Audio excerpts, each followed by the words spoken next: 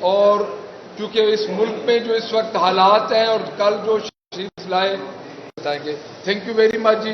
Over to Salman صاحب. جی بہت شکریہ بچر صاحب. دیکھیں یہ ایک بہت ہی میں عرض کروں تاریخ دن ہے ہم سب کے لیے. یہ کوئی پی ٹی آئی کا معاملہ نہیں ہے. یہ ضروری ہے کہ آپ کے توسط پاکستانی قوم کو پتہ چلے کہ ان کے ساتھ کیا حادثہ کل ہو گیا ہے.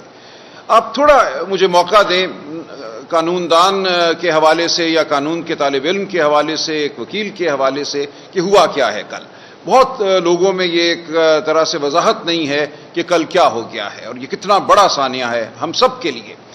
دیکھیں ہم لوگ جو وکالت کے شعبے سے تعلق رکھتے ہیں 32-33 سال اب مجھے بھی ہو گئے, ہمیں پتہ ہوتا ہے کہ کون سا جج جو ہے دم خم رکھتا ہے جابر سلطان کے سامنے سچ بولنے کا, حق بات کرنے کا, اور کون نہیں رکھتا.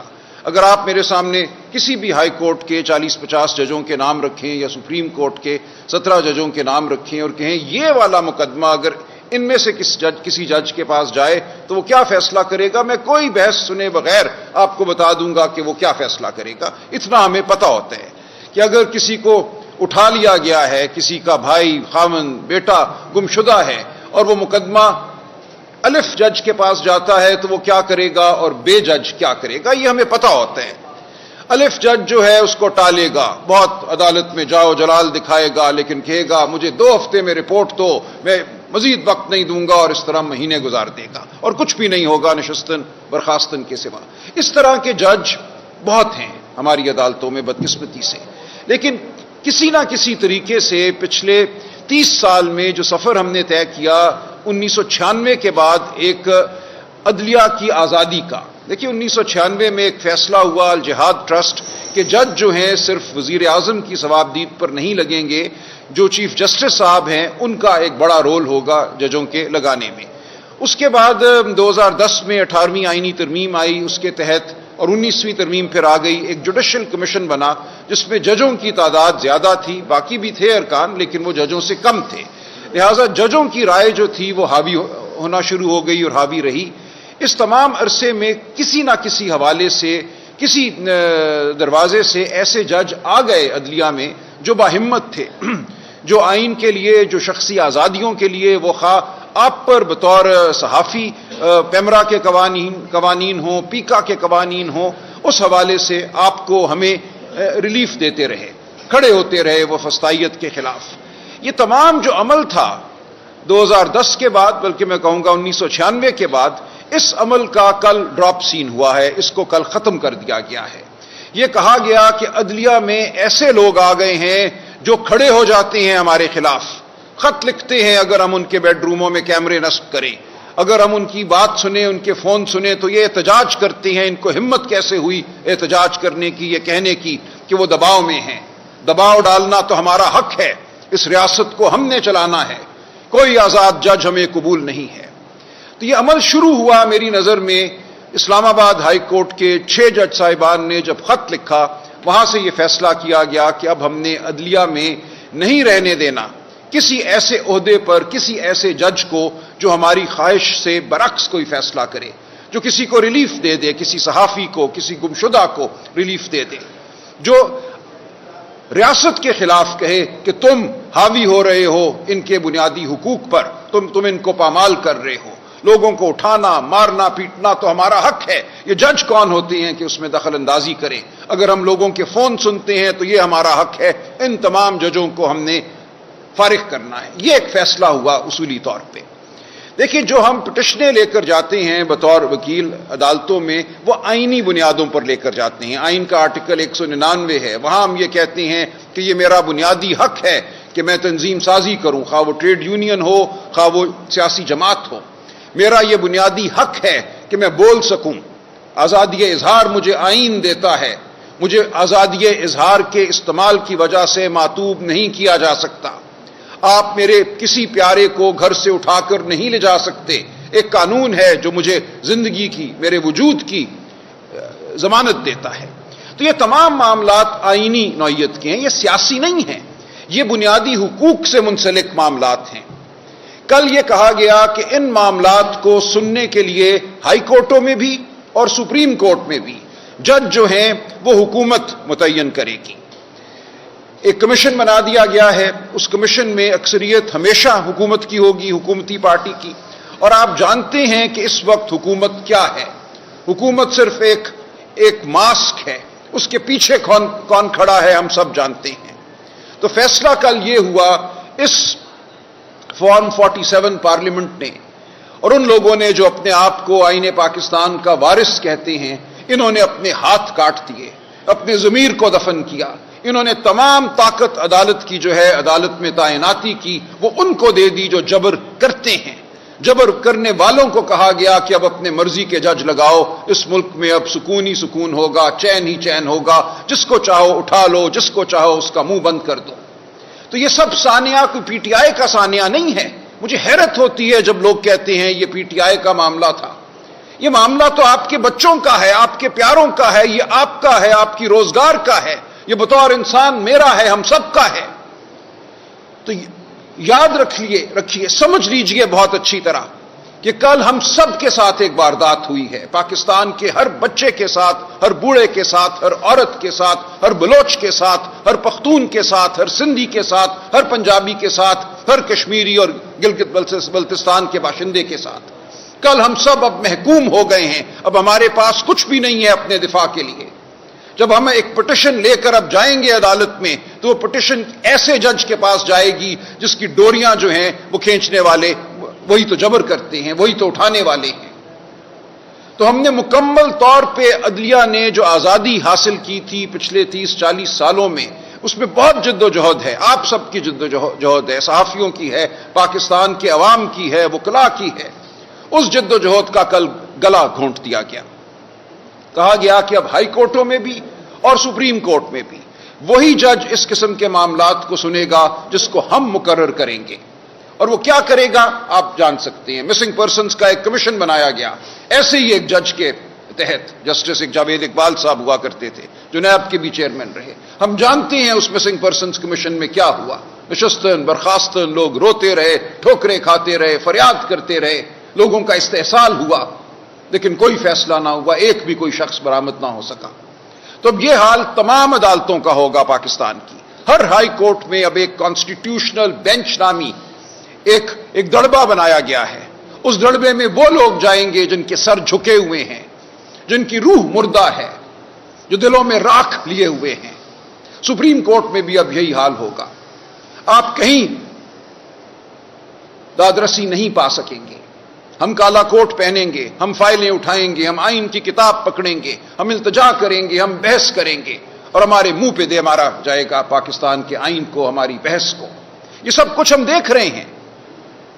پچھلے 30-40 سالوں میں ہم جانتے ہیں کہ ہمیشہ ججوں کا ایک گروہ ہوتا ہے جو تابع ہوتا ہے, جو مطیع ہوتا ہے.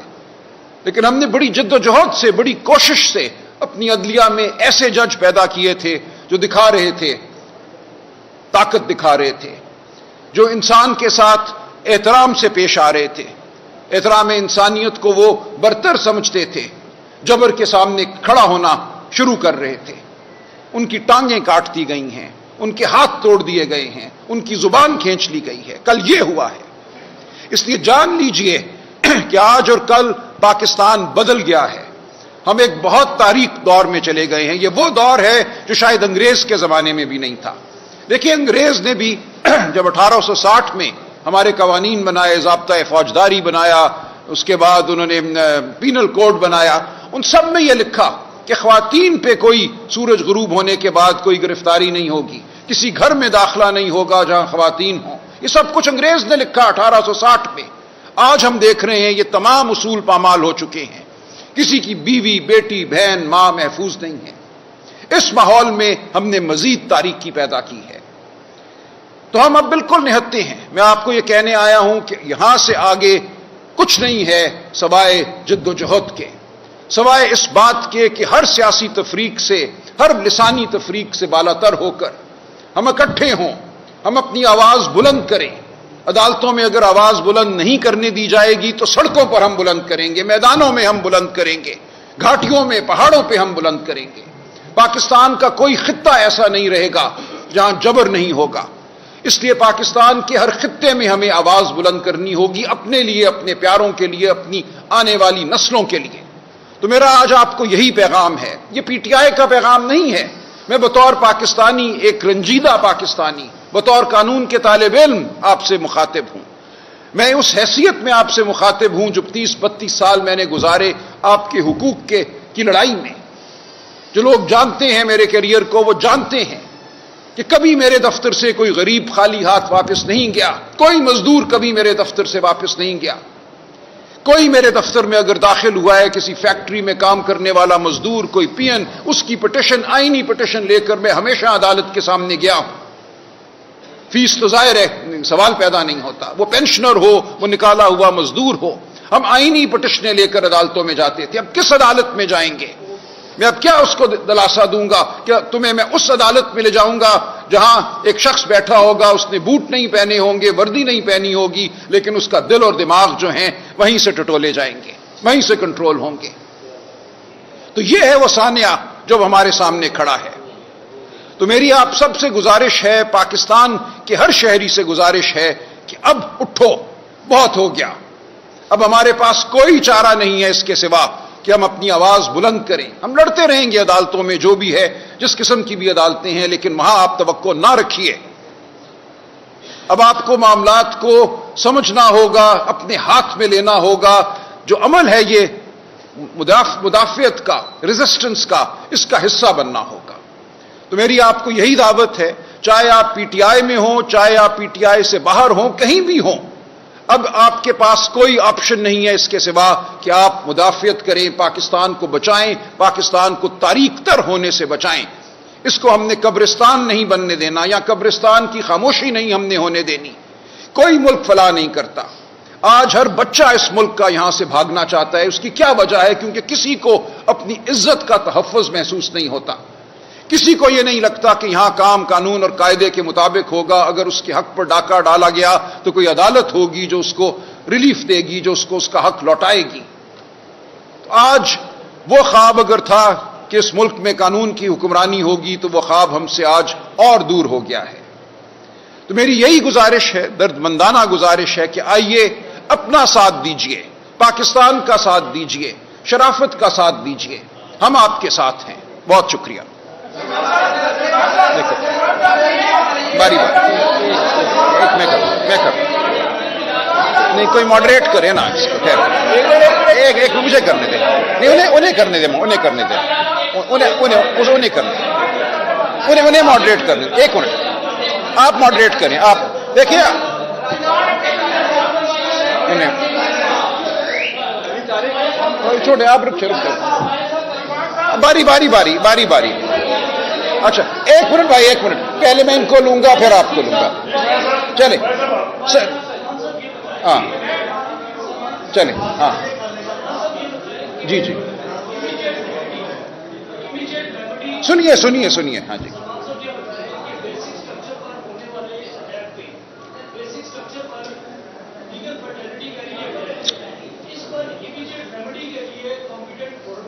جی.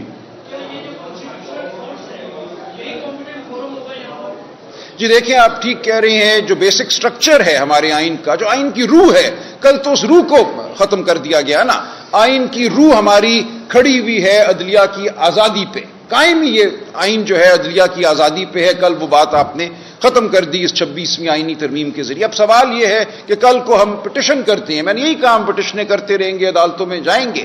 لیکن اب آئین پاکستان جو آج کھڑا ہے، کل کی تاریک رات کے بعد جہاں اغوا شدگان کو پیش کیا گیا، جن کی بیٹیاں مائیں غم میں ڈوبی ہوئی تھی، گمشدہ لوگوں کو پیش کر کے ان سے ووٹ دلوائے گئے. اس کے بعد اور ایک جعلی اسمبلی، آپ جانتے ہیں فارم 47 8 اور 9 فروری کی رات کیا ہوا، ہم سب جانتے ہیں، آپ مجھ سے بہتر جانتے ہیں. اس اسمبلی کے ذریعے پاکستان کے آئین کی روح کو کل ختم کیا گیا. اب اگر ہم ایک پٹیشن لے کر جاتے ہیں تو وہ انہی آئینی عدالتوں یا آئینی بینچوں کے سامنے جائیں گی. تو کیا یہ لوگ جو رہین ہیں اس تاریک رات کے، وہ آپ کا خیال ہے ہمیں ریلیف دیں گے؟ وہ کہیں گے کہ ہاں ہمیں غلط لگایا گیا. تو اس لیے بھول جائیں، کوئی یہاں پہ آپ کو اب عدالتی ریلیف نہیں ملے گا. بھول جائیں اس بات کو. یہ آسان رستے ہوتے ہیں. ریلیف آپ کو ملے گا صرف جد و جہد کے نتیجے میں. ریلیف آپ کو ملے گا سڑکوں پہ، کیونکہ ووٹ تو بے وقت ہو گیا. آپ جب مرضی ووٹ ڈال دیجئے، وہ تو پھر فارم 45 بنائیں گے، اس کو تبدیل کریں گے اور ایک نیا فارم 47 بن جائے گا۔ میں نے خود الیکشن لڑ کے دیکھ لیا، بےمانی ہے اب الیکشن کا عمل، بےمانی ہو گیا ہے قانون کے تحت عدالتوں میں جانا۔ اب ہمارے سامنے ایک ہی راستہ ہے اور کوئی راستہ نہیں۔ ڈیموکریسی پر بڑا عمل ہوا ہے کہ رات کی شراب کو تو خون مارا گیا ہے، کہ بے نظیر کی روح بھی خوش کر دی گئی ہے اور عمران نواز شریف کو بھی خوش کر دیا گیا ہے کہ ان کی خواہشات تھی یہ اس قسم کا بل لانا۔ آج بلاول بھٹو بہت کامیاب ہو گئے ہیں کہ میری ماں کی روح خوش ہو گئی ہے۔ کیا قائد اعظم کی روح نہیں تڑپ رہی ہوگی کہ جی جو منشور تھا، جو خدائی کی اثر کا تصور تھا، اس پر ہم علاج تک نہیں جی ہوا؟ میں عرض کروں، دیکھیں کل جو ہوا، نام تو قائد اعظم کا بھی لیا گیا، نام لیا گیا چارٹر آف ڈیموکریسی کا اور محترمہ کا۔ یہ بہت ہی افسوس کا لمحہ تھا کہ ایک شخص نے پاکستان کی، اپنے خاندان کی پوری تاریخ کو مسخ کیا۔ دیکھیں قائد اعظم نے بات کی تھی کانسٹیٹیوشنل کورٹ کی 1930 میں، جب یہ خطہ تاریکی میں ڈوبا ہوا تھا، کلونیلزم کی جو ہمارے اوپر رائج تھا، جو انگریز حکمران تھا، وہاں تو آپ پر نہیں مار سکتے تھے، وہاں کوئی تصور نہیں تھا آئین کا، وہاں کوئی تصور نہیں تھا آئینی حقوق کا، بنیادی حقوق کا۔ قائد اعظم نے تو یہ کہا کہ ہمیں 2 حقوق اور ایک آئینی عدالت قائم کرو۔ اس تاریکی کے دور میں ہمارے پاس تو اب ایک عدالت موجود تھی جو پچھلے 30-40 سال میں توانا تر ہوئی تھی، کل تو آپ نے اس عدالت کو ختم کیا ہے۔ جب چارٹر آف ڈیموکریسی ہوا، میری نظر میں غلط تھا وہ تب بھی، دیکھیں یہ کوئی ایک آئینی واقعہ نہیں تھا، یہ تو 2 سیاسی جماعتیں ایک ہوٹل میں بیٹھی، ایک کاغذ پہ دستخط کیا انہوں نے، وہاں بھی یہ لکھا تھا کہ 6 سال کے لیے مشرف دور میں جو آلائشیں جو LFO کے ذریعے آئین میں داخل کی گئی ہیں اور جو جج مشرف دور میں لگائے گئے ہیں، چونکہ ان پہ ہمیں اعتبار نہیں ہے، اس لیے نئی ایک عدالت قائم ہو تاکہ ہم نئے سرے سے آگے بڑھ سکیں۔ اس کا آج سے کوئی تعلق نہیں ہے، 18ویں ترمیم ہو گئی 2010 میں، اس کے بعد 14 سال گزر گئے۔ جیسا میں نے عرض کیا، آج عدالتوں میں دم خم ہمیں نظر آ رہا تھا، یہ اس دم خم کو ختم کرنے کے لیے کیا گیا ہے۔ یہ نہ محترمہ بے نظیر بھٹو کا خواب ہے، نہ یہ قائد اعظم کا خواب ہے، یہ جس کا خواب ہے آپ اور میں جانتے ہیں وہ کون ہے۔ سلمان صاحب، یہ جوڈیشل کو 2013 سے ہم دیکھتے ہیں کہ بہت سے وزیر نمائے اور گئے، پھر 2018 میں میاں نواز شریف کو پاناما میں ظاہر کر دیا گیا اور پھر سپریم کورٹ کی طرف سے نگران جج بھی اٹھا دیا گیا۔ اس کی مثال ترمول اور آئین نہیں ہوتی۔ پھر ہوتا یہ ہے کہ آپ کو جسٹس فائز نہیں پوچھا، ان کو جسٹس سجاد الحسن خاتون صاحب نہیں پوچھا، تو پھر نئی ترمیم آ گئی۔ اب مجھے یہ بتائیں کہ ملک کو چلانے کے لیے کیا چیزیں اچھی ہونی چاہیے؟ آپ کو بھی بل بیٹھا جیسا کہ رات کو کنٹرول مانے کا، پھر آپ کے پارٹی چیئرمین نے ان کی تعریف کی، انہوں نے کہا کہ ہمیں تو کچھ پتا بڑا اچھا لگ رہا تھا، وہ کہہ رہے تھے کہ ان کے ساتھ ہماری بڑی اچھی بات چیت ہوئی۔ تو آپ بھی سمجھتے کیا ملک کو آگے چلانے کے لیے کچھ بہتر راستے میں؟ دیکھیں یہ تو بہتری نہیں نہ ہوئی جو آپ نے بات کی کہ ایک سپریم کورٹ نے نگران جج مقرر کر دیا، اور ہم جانتے ہیں کیا ہوا، واٹس ایپ پہ ہوا۔ یہ سب کچھ تو یہ تھا کہ اس وقت ان کو پس پردہ یہ کارروائیاں کرنی پڑتی تھیں مقتدرہ کو۔ اب تو آپ نے مقتدرہ کو براہ راست حق دے دیا کہ وہ اپنی مرضی کے جج لگائے۔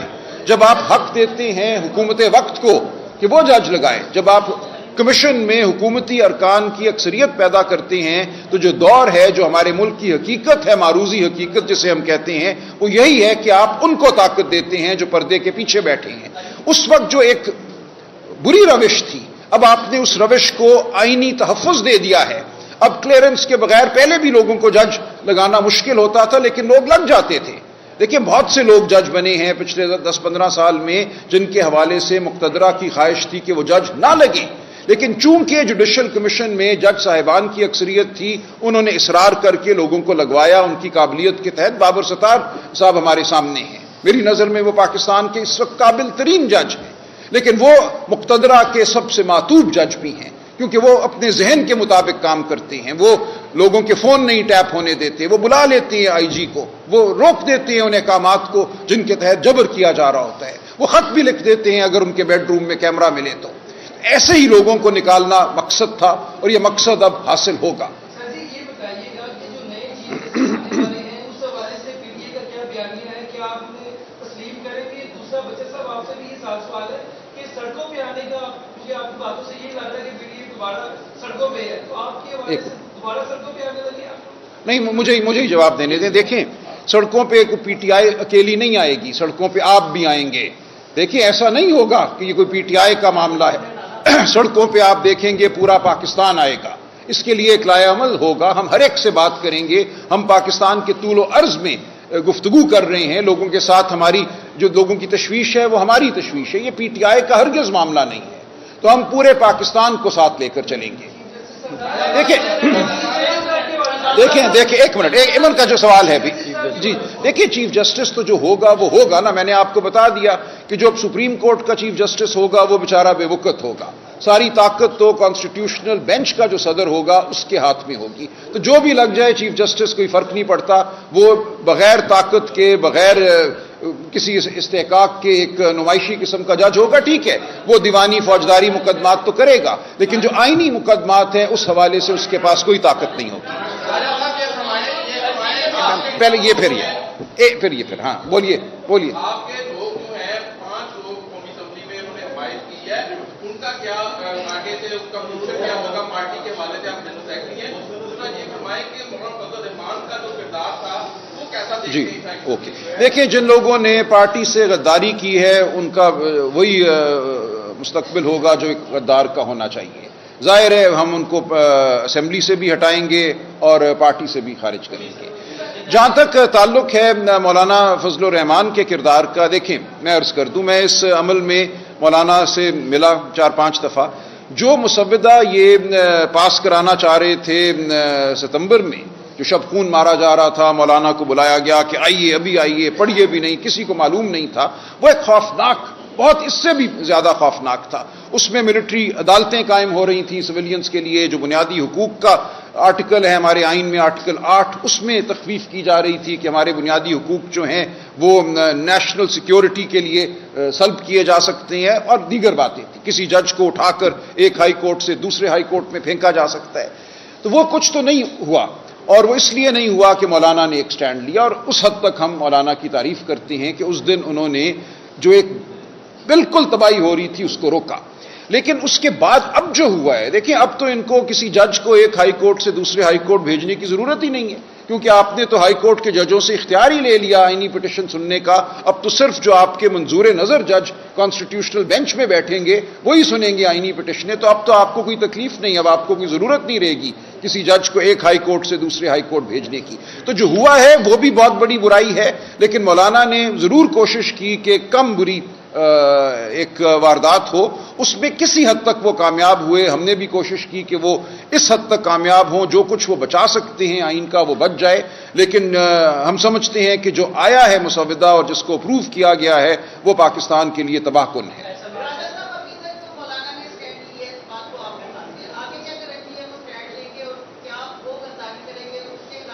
یہ دیکھیں مولانا جو ہیں وہ کوئی ہمیں تو جواب دہ نہیں ہے، ان کی اپنی جماعت ہے، ان کی اپنی پارٹی ہے، وہ جو بھی کریں گے، اور بالکل ہمیں یہ خدشہ ہے کہ آئندہ مزید آئینی ترامیم لائی جائیں گی۔ کل جو ماؤتھ پیس ہیں مقتدرہ کے، انہوں نے برملا یہ ٹی وی پہ آ کے، وہ چاہے کوئی سیاستدان ہو یا کوئی اور ہو، انہوں نے تو کہہ دیا ہے کہ یہ تو صرف پہلی قسط ہے، اس کے بعد ابھی اور اقساط آنی ہیں، اور پھر دیکھیے گا کہ آئین کے ساتھ کیا ہوتا ہے۔ بڑے فخر سے انہوں نے کہا اس دفعہ تو ہمیں ڈگی سے نہیں نکالنے پڑے لوگ، اگلی دفعہ ضرورت ہوئی تو ڈگی سے نکال کے بھی لائیں گے اور ہم کریں گے مزید ترامیم۔ تو پاکستان کے آئین پر ایک حملہ ہے، میں اس لیے کہہ رہا ہوں آپ کو انحصار مولانا پہ یا ہم پہ نہیں کرنا، اب آپ کو انحصار اپنے آپ پہ کرنا ہے۔ دیکھیں پاکستان کی تاریخ گواہ ہے، پاکستان کو بچانے والے، پاکستان کے آئین کو بچانے والے، پاکستان کی شرافت کو بچانے والے عام لوگ ہیں، چاہے وہ 1968 کی تحریک ہو ایوب خان کے خلاف، 1969 کی، چاہے اس کے بعد کی لائرز موومنٹ ہو، اس میں سیاسی جماعتیں نہیں تھیں صرف، اس میں پورا معاشرہ باہر نکلا تھا، تب ہم نے پاکستان کو بچایا، معاشرے کو پھر باہر نکلنا ہوگا۔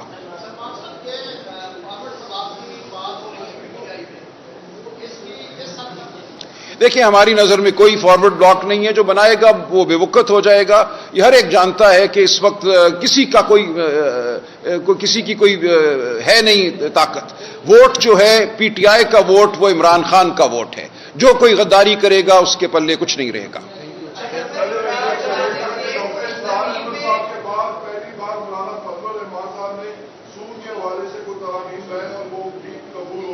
उस पर क्या कहेंगे? और दूसरा ये बताइएगा कि अडयाला जेल में सियासी कैदियों समेत दीगर कैदियों के लिए इस्लामी पाबंदी आयद कर दी गई है, उस पर क्या कहेंगे?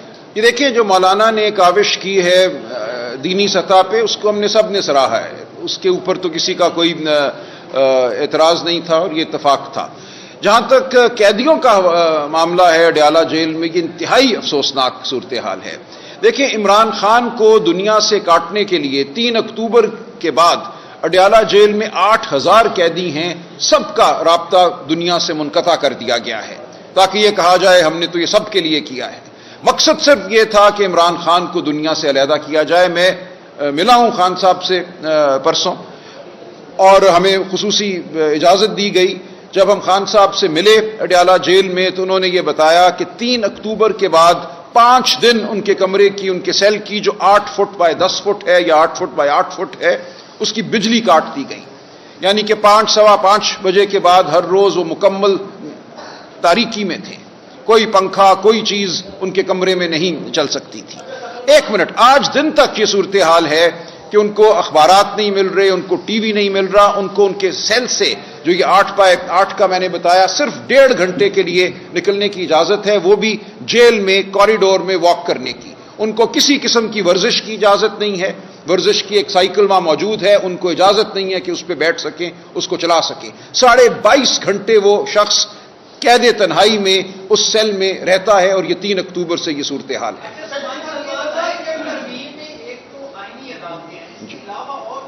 कुछ नहीं है, मैं आपको बताऊं, इसमें एक आर्टिकल 9A डाला गया कि जी अच्छा माहौल हर पाकिस्तानी का हक है। बिल्कुल है जी, दे दें आप अच्छा माहौल, हमें कर दें आप माहौलियाती।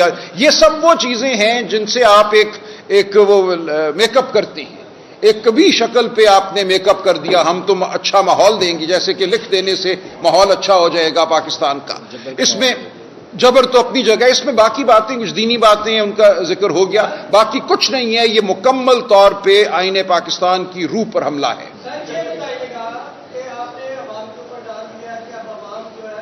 अब आपके साथ हैं।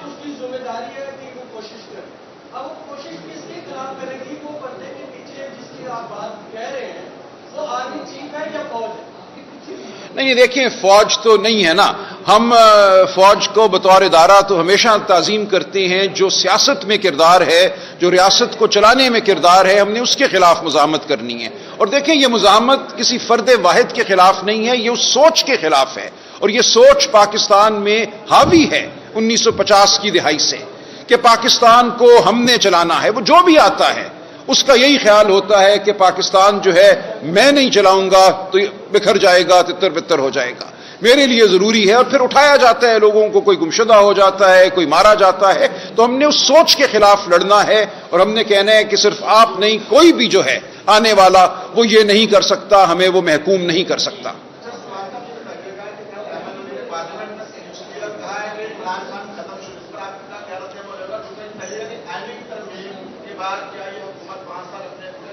देखिए, मैं कोई ज्योतिषी नहीं हूं, मुझे नहीं पता ये हुकूमत क्या करेगी। ये तो आप पे मुनहसर है ना, आप लोग किस तादाद में बाहर आते हैं, आप अपनी आवाज किस ताकत से उठाते हैं। जहां तक एमएल वली साहब का ताल्लुक है, देखें, साइंस में एक उसूल है कि एक नस्ल जो है वो एक पीढ़ी के बाद बतदरीज तनज़्ज़ुल की तरफ जाती है। तो कहां बादशाह खान और कहां एमएल वली, तो वो तनज़्ज़ुल का उसूल हमें नजर आता है।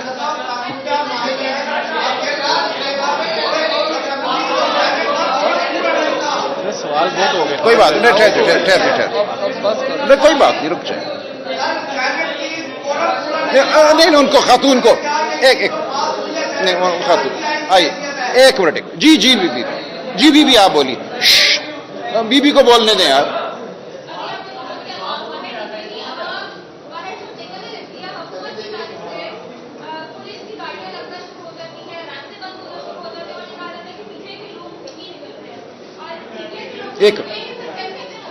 देखिए, यही तो होता है। देखिए, दुनिया में जहां भी तहरीक चली है वो जबर के खिलाफ चली है और जबर का यही तरीका है, वो आपको मारेंगे, वो आपको उठाएंगे, वो कंटेनर भी लगाएंगे। लेकिन आपने अपनी आजादी के लिए लड़ना है ना। अगर आजादी आपको हासिल होती तो फिर आप क्यों लड़ती? हमें यही तो आजादियां चाहिए, بات کی آزادی، نکلنے کی آزادی، کھڑے ہونے کی آزادی، یہی آزادیاں ہم سے چھین لی گئی ہیں. تو ان آزادیوں کے خلاف ہمیں، ان آزادیوں کو حاصل کرنے کے لیے ہمیں لڑنا ہوگا.